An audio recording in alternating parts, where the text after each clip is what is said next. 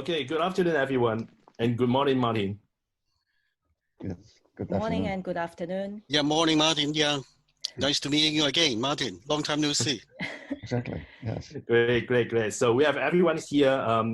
I have pleasure to have Gary from Nille, from a very important Norway retail group. And we'll go into details with more discussion later. And it's a pleasure also to have Maarten and Alice from ProductIP, which is the I would say this is an expert in European product safety. And myself is Ben. I am this time representing the Making China group as the editor-in-chief for the external magazines. So it's a pleasure to have everyone here. Then today is a video that I like to cover a little bit more about what is the company of Nille, and then what is the sourcing demand from them. At the same time, we also need to concern about what they concerned with the product safety. This is the responsibility they have to their customer. And that's why we are going to do this three-way discussion. So Gary, may I ask you to start first with a little bit of introductions to your business? Okay, thanks for the invitation. First of all, let me brief a little bit about our company, who is Nille, by the way. If you are Scandinavian, I would say everybody knows who is Nille. Basically, we are a retailer, the largest home decor retailer in Norway, ranging from the home decor product to the toys. Most of them are the hardware, hardline products. Nille got all together 330 stores, carrying 20 categories, roughly around about we shipping 4,000 items in 2019 from roughly around about 140 vendors or manufacturers out of China, and as well as India, Thailand. Some of them are domestically from Europe. And other than that, we got 2 offices in Hong Kong and in Ningbo. Our associates both in these 2 locations sourcing various products from here, and as well as some of them from the Southeast Asia. Other than that, we got a very good year last year. It's true that I just recently got a report from my CEO. We got an EBITDA of 2019 at 2.6 million euro. Although it sounds little, but Nille was a company turning around the corner from losing money to 2.6. We've been doing very great 5 months, even when there were COVID-19. As a matter of fact, that it was very encouraging. Yeah, that's right. Because we also renovating our stores right now. We got over 60 new stores right now in Norway, and our store still opening during the COVID-19. Yep, that would be a little bit about Nille. If you want to keep me talking, I can talk about that for another 15 minutes about Nille. Yeah. I think this is I'm quite sure that a lot of people watching this video will be very interested to know more about you, because it's obviously there's a lot of sourcing opportunity. They could go to you and suggest you what products they have. Specifically, I'd like to take the opportunity to ask more about your philosophy behind your sourcing activities. So I think this is the value I can contribute, as I was I was a buyer before, so I know quite a bit what is the idea behind. So everyone know that a retailer should be very concerned about their ROI per square meter. This is like the classic kind of consideration when they buy in a product, when they consider whether they should trade this product. But sometimes you would also like to buy things that is out of this consideration. So I'd like to ask you, as a retailer, what will you think this is important other than this classical ROI way of measure? Okay. since we are doing this video for product IP, I will have to say quality. In fact, it is the quality. Yeah, exactly. We focus very much at the quality as well as the quality management, because in our CEO visited basically is a new CEO visited China. It was her first time visit China in last August, and she asked me the same question, Gary, what would be your main focus? I said quality, because I used to work for big retailers as well. No matter a product was, if you don't have a good quality, you won't be able to bring in return. I don't mean the consumer return. The consumer won't be returning to the retailer to shop another product, because they lost confidence about it, about your selection. And of course, a lot of people focus in the at the EBITDA, but of course, if you don't have the quality management behind it, you won't be able to get any EBITDA on any of the product or even the ROI, because Exactly. you are okay. Yeah, right. And last year, when I did a synergy meeting together with our major vendors in Ningbo in last August, our CEO and myself spent 45 minutes just to explain the quality mind behind it, because we are not only looking at the product, we're looking at the manufacturing, quality manufacturing as well. That would be the focus of what we call the quality assurance management and the quality control management.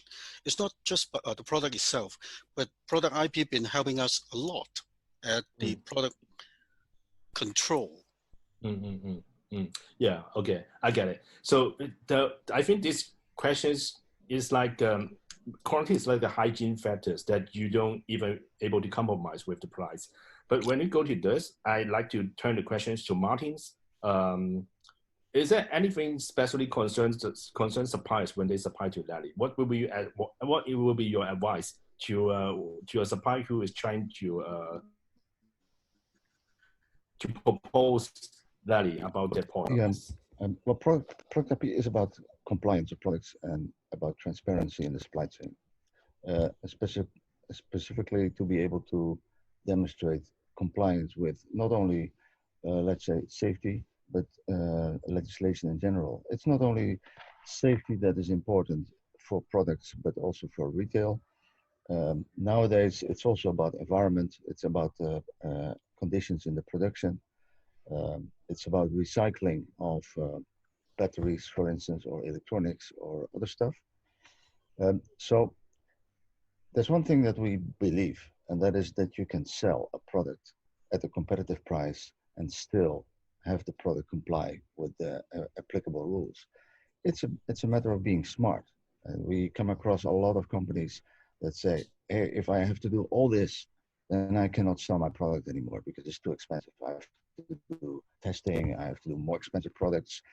That's the. I think this is the first things come to their mind. Yes. One of the most heard excuses why companies are not doing something. But we are providing services not only to, let's call them the expensive chains with the expensive products with the large margins, but also to discount chains and everything that's in between. Currently, we have about 19,000 users, and they show that it is possible to do a good business and still comply. And what is the advantage of compliance? Is prevent hassle. Just prevent difficulties in the market with authorities, with your customers, just by being able to show that you have good products. That's one. But two, in the process of coming to demonstrably good products, we find that the supply base is really getting more serious if they have to prove that their products are okay. And once this is in the system, that this is in the thinking, in the routine, then it also becomes a lot cheaper. Then it becomes normal. It's normal cost of doing business. When you go to the total cost, I think this is something they need to consider. I also heard that the regulation is getting tighter and tighter, and there's a real pressure for them to do things like this. That is correct. The authorities get more efficient. They have more mechanisms in place to be more efficient in doing market surveillance. Okay. And I will just give you a simple example: packaging. Packaging is one of the most forgotten parts of products. So authorities, when they are monitoring stores, then they want to find ways to be more effective in finding the wrong products. And some countries found that there was a clear connection between mistakes on the packaging, mistakes in printing, mistakes in labels or markings, and possible mistakes in the products inside the box. So what did they do? They started to look for mistakes on boxes and were able to have a much higher hit rate in finding the wrong products. And this is what we're up against.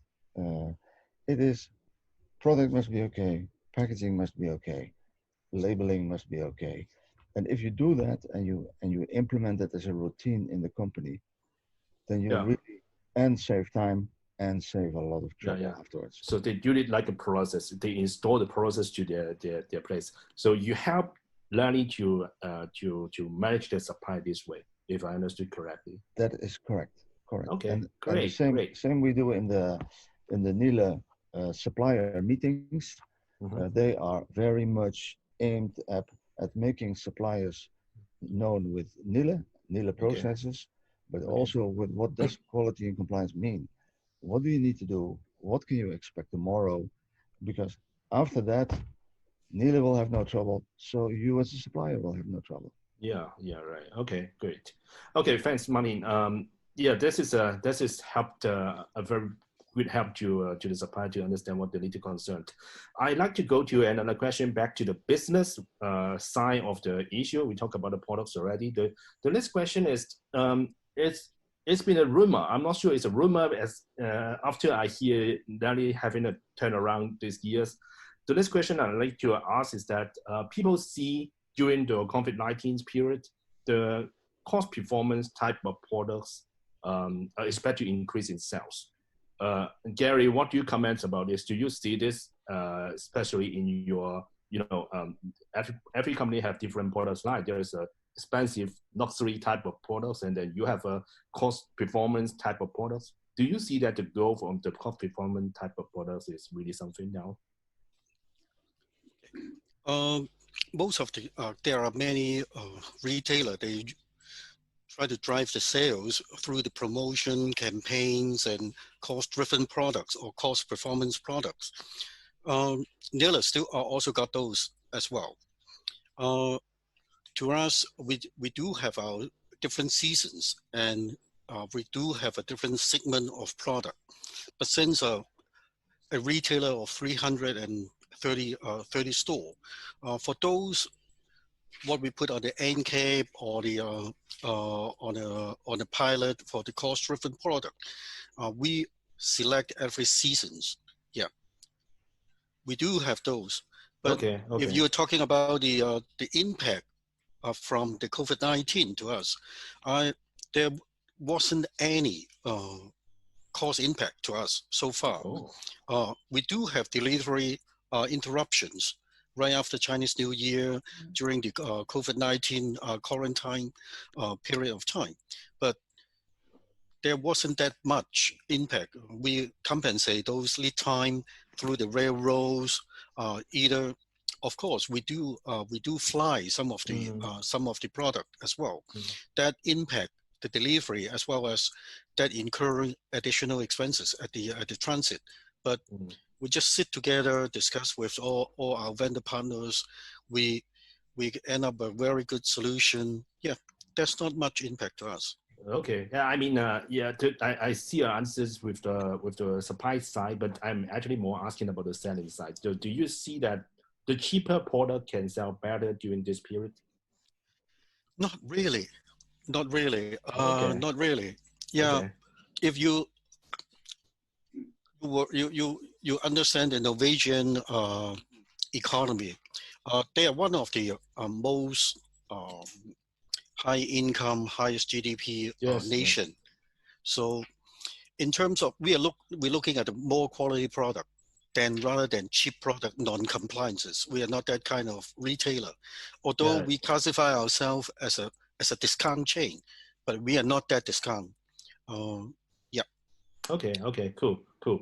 Okay, so yeah, the last question I'd like to put is also a business question. Is that it's like a regular process.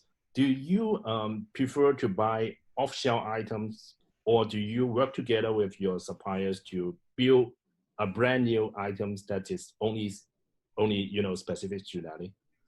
I would say 60% we build the product by ourselves. We modify the current items from the manufacturer.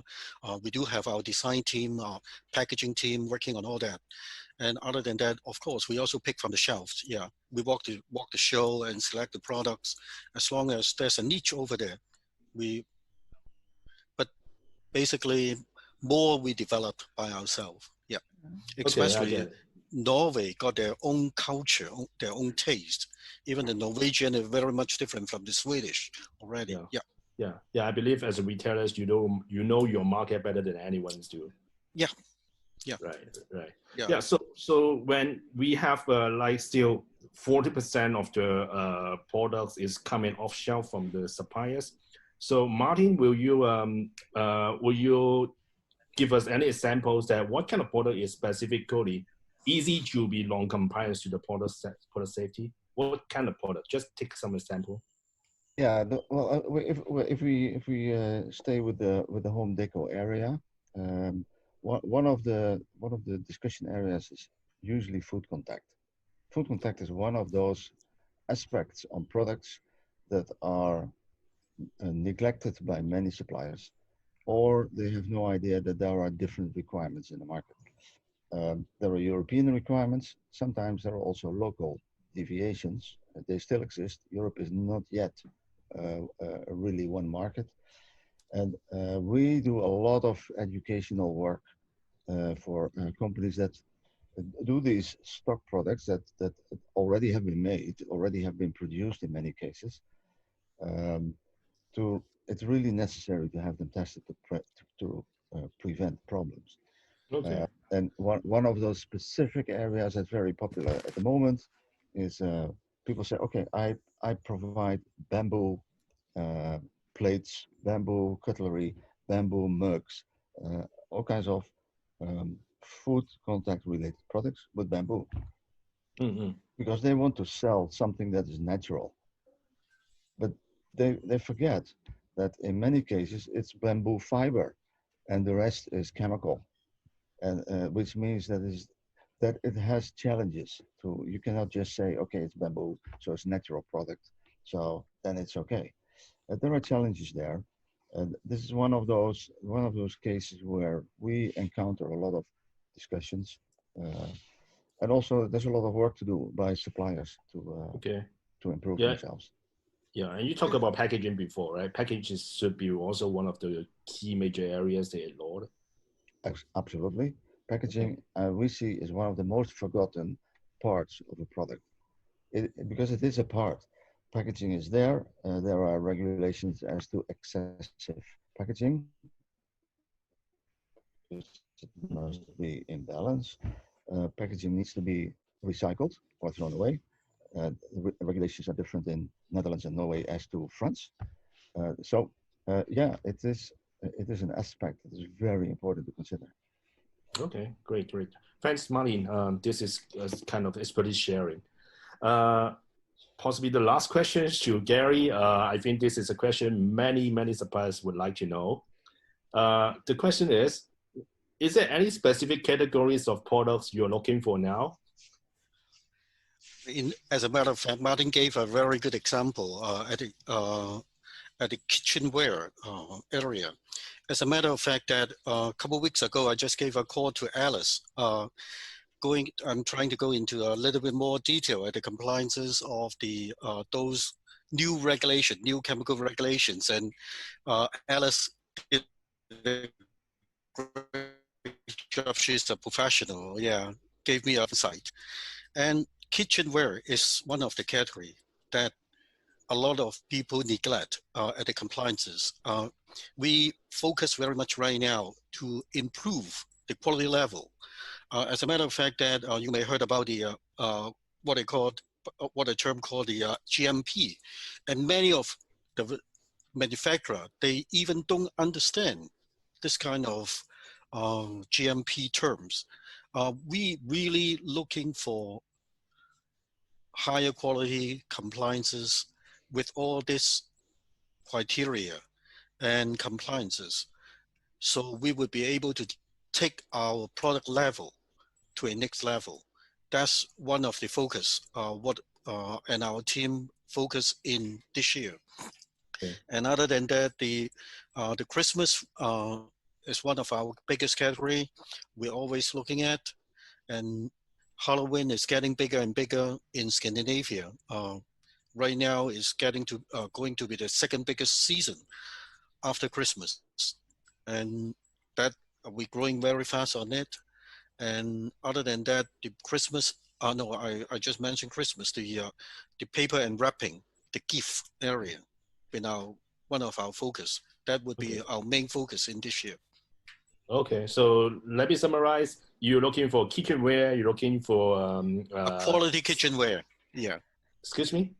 Quality kitchenware. Quality system. Yeah, quality kitchenwares, and then you're looking for quality seasonal products, which is able to comply for the local standard, quality product safety standard. Yep.